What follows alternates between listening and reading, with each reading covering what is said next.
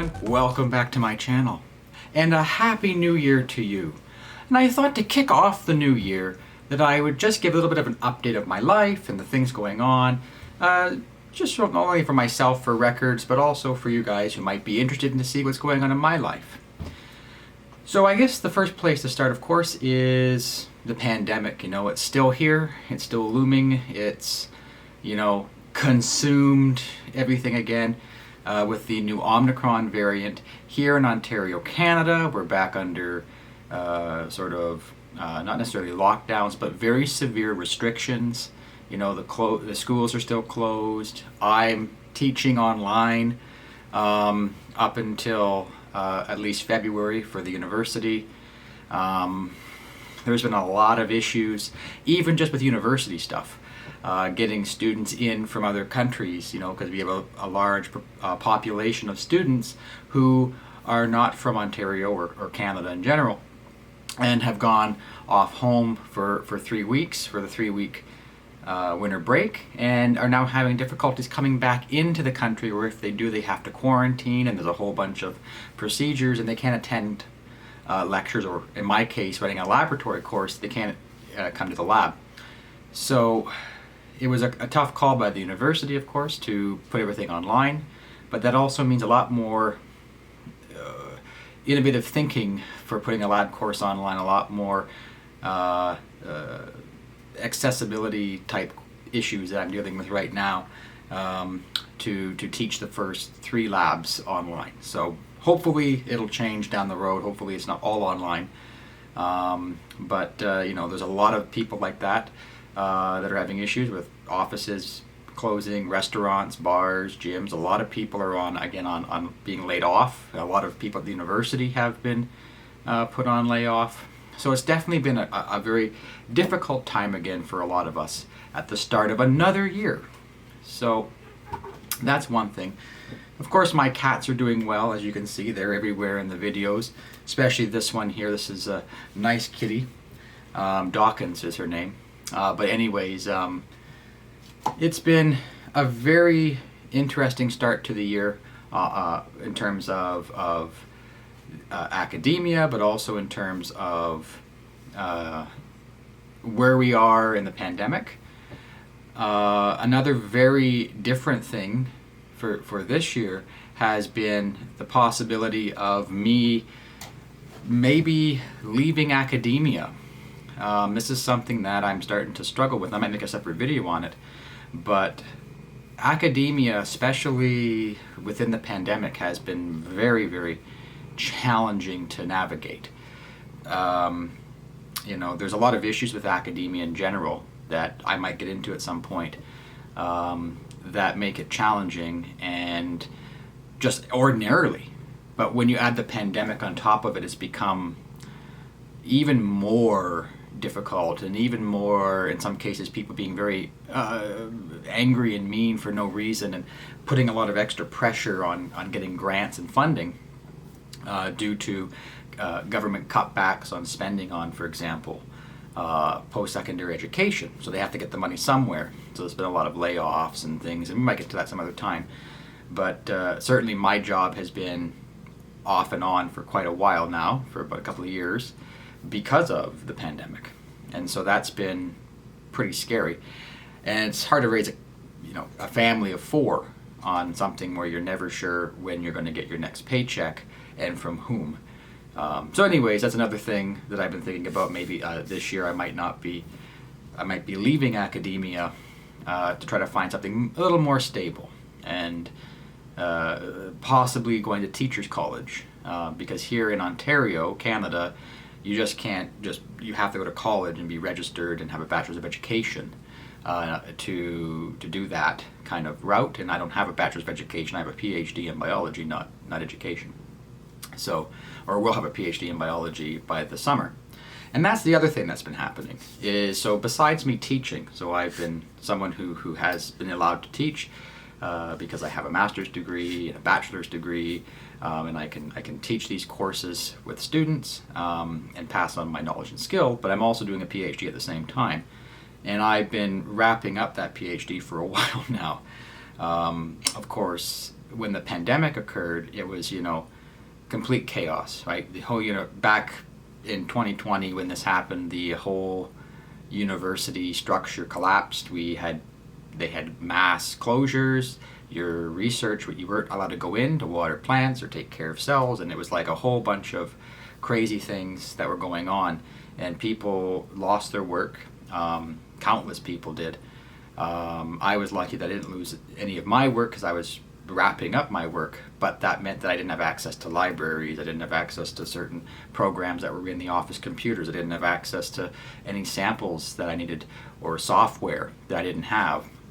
So it really put a halt on things, and as the pandemic's dragged on, it's caused a lot of issues, both personally for people as well as mentally, and it's very stressful being in lockdowns when you have kids, for example. In my case, they can't go anywhere. They can't go to places like kindergarten early on and so on because it's all online, which means we're responsible for parenting them and watching them even though we still have to work.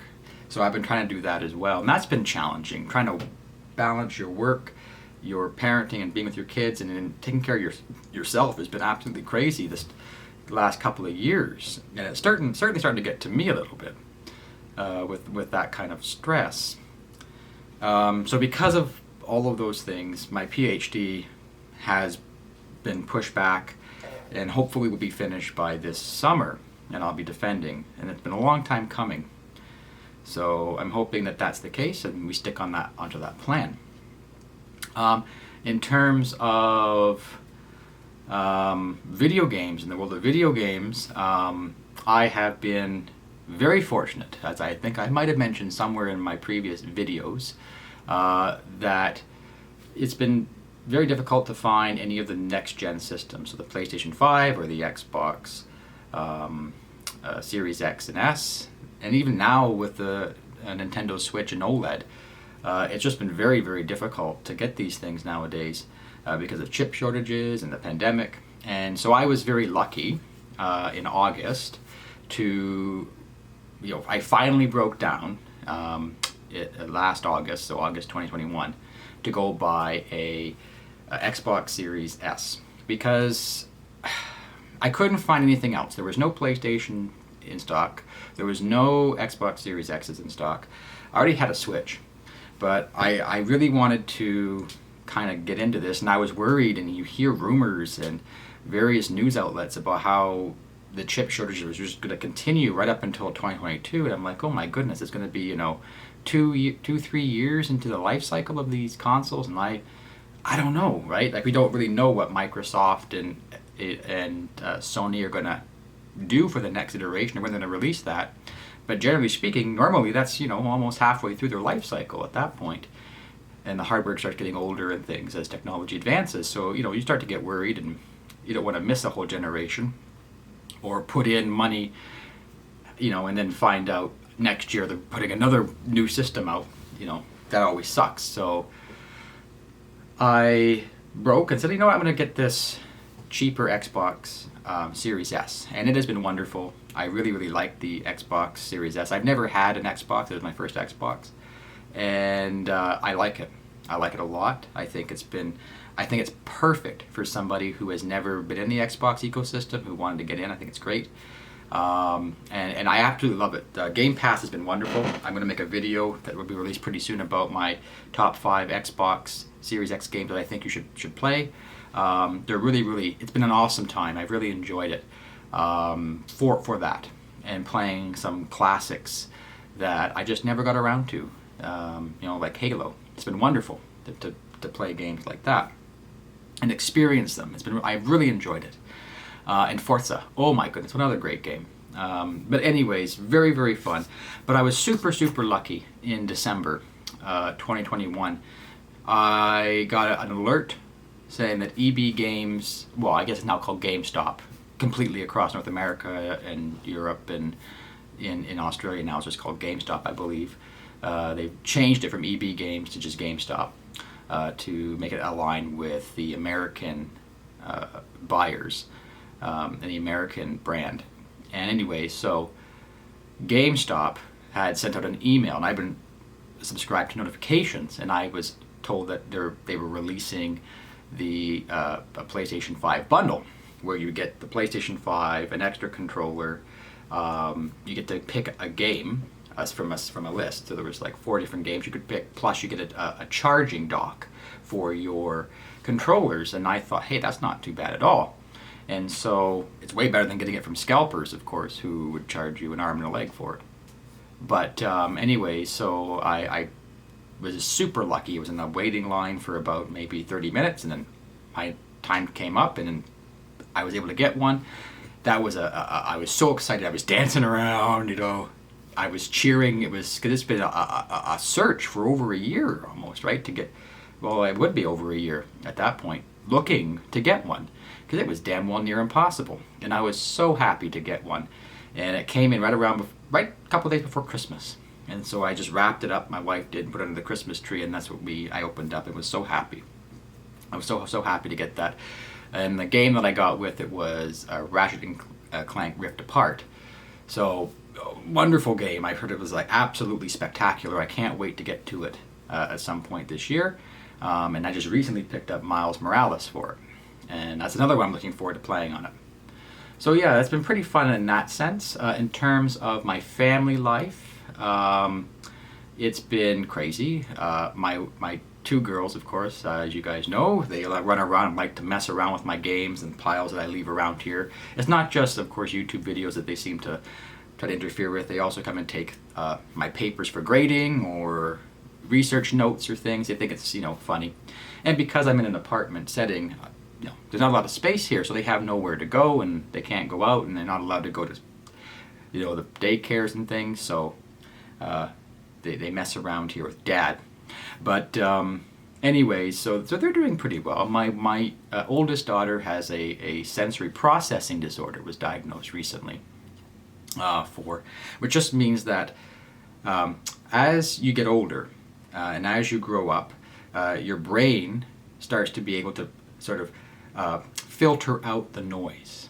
So, for example, right now when I'm talking to you, I see that I'm wearing a shirt and I have glasses and things. When you first put a shirt on, you feel it, but over time your body habitualizes to that stimuli. In this case, the feeling of your shirt, it just becomes second nature. And if there's a humming from my computer, or my brain notices it at first, but then it will say, nope, it's not a danger, and it removes it and suppresses it. I don't hear it no more.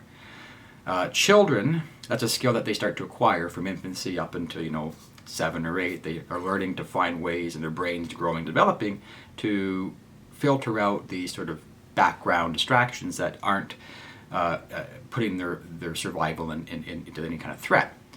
My daughter, on the other hand, her brain hasn't got to the stage at all where she's able to filter out these external stimuli. So, for example, too much noise overwhelms her.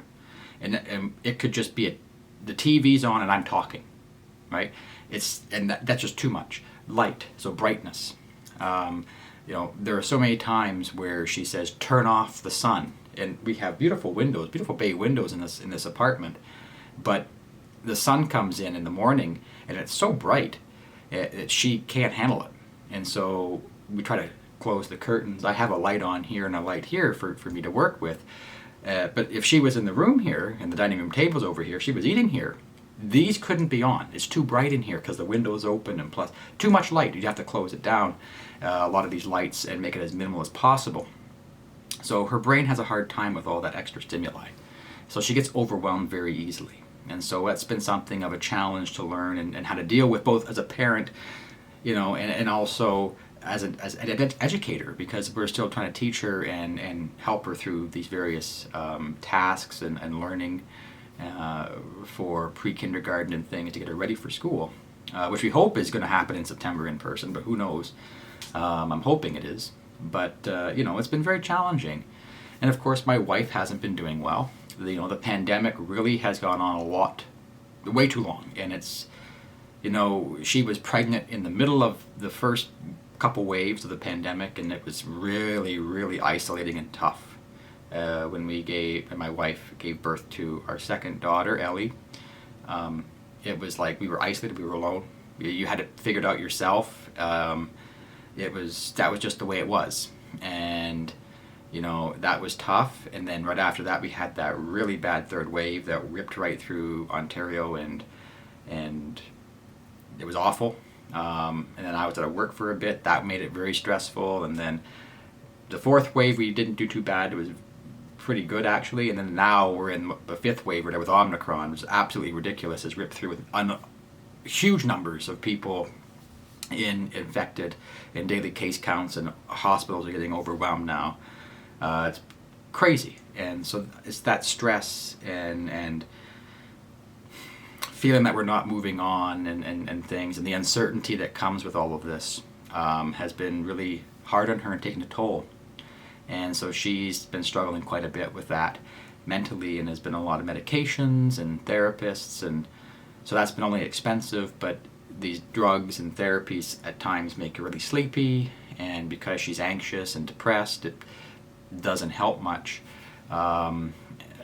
Just coping day to day, and it makes her tired and exhausted, and so she isn't able to always do the things that she wants to do to be a part of the family, and that's been tough, not only on her but then us as a family unit.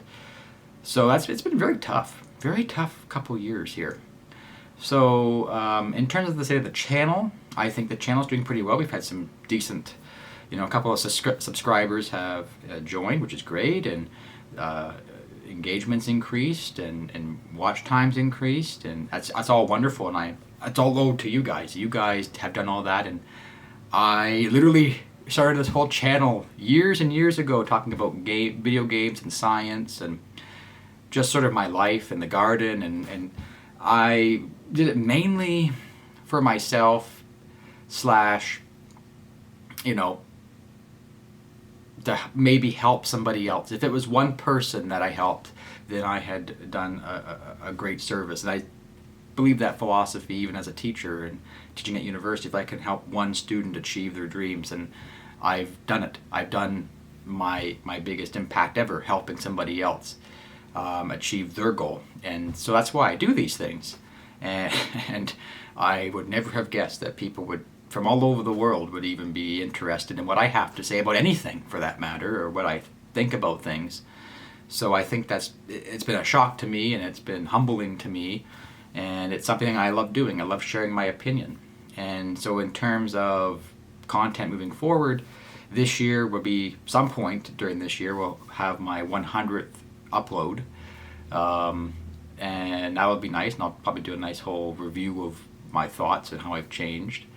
And I would like to continue doing reviews. I'm thinking about doing some reviews, video game reviews, more like retrospectives of things. I think I did one on the channel about The Sims, and I really liked it. It was a lot of work. A lot of work goes into that. And I'm actually doing one right now for Shenmue, which I've mentioned before, and whether or not I think it's something you should look into or not. I've actually been working on it now. I'm actually writing a script for it, which I don't usually do. I usually just talk into the camera because I find it more authentic. But I find for reviews, because you're going through these things and your thoughts are coming as you're playing the game and things, and you've written things down on paper, you want to flush them out. I find it's easier if you can have a script at times to read. So I'm going to try that and see how that goes. I have no idea how it's going to go. I've never done a script before, so we'll see. But other than that, it should be doing that. I might do some movie reviews. I thought that was might be something I might like to do, because I do see a number of movies, whether they're current or retrospective type movies, but I thought about this particular movie in the past, and is it relevant today or whatnot. I'm also considering doing more science videos. I really enjoyed them. The problem with science videos, and I focused a lot on video games in the last year and a bit, mainly because they're fun to make, and I'm very passionate about them. I like video games, and it's a way of escaping from all the crap that happens outside and in my life that's going on. But I do, my roots were mainly as a scientist, and I want to help provide scientific communication to people and help them with their reasoning and scientific literacy. And so I was thinking about perhaps going back and making a few videos on science topics, and discussing them and giving my thoughts and helping people think about them. There's that. The only problem is a lot of people nowadays, it's been a very divisive time ever since the right around before the pandemic and through it. It's been very interesting. A lot of interesting thought that happens out there, and people do not like it when you provide evidence and reason, and being a scientist and providing evidence that's contrary to what you believe. In terms of the garden, again, I'm in an apartment, so I can't do much about the garden, but I am starting to think about doing some videos about academia and some of the issues with academia, whether you should go into academia. I think I made a video before about going to university and if you should go, because as somebody who teaches a large amount of undergrad students, I get a lot of questions. And so I thought I would do that. And it's been well received. People like it because they found it helpful. And I love that. The whole point why I do this is I want to help people make decisions that are smart and for them and good for themselves. So, yeah. So pretty much, it's gonna be again a hodgepodge of a channel as it always has been. But anyways, guys, thank you so much for watching and being a part of this. And coming along with this journey with me has been awesome. And I have appreciated every single comment and every single person who watches. And so, really, this is all you guys, and I am indebted to you guys immensely for everything and the support that you guys have brought. And so, guys, thank you so much. I hope you have a wonderful 2022, and I hope you have as much wealth and prosperity and happiness as possible. And thank you so much for watching. Take care. Bye-bye for now.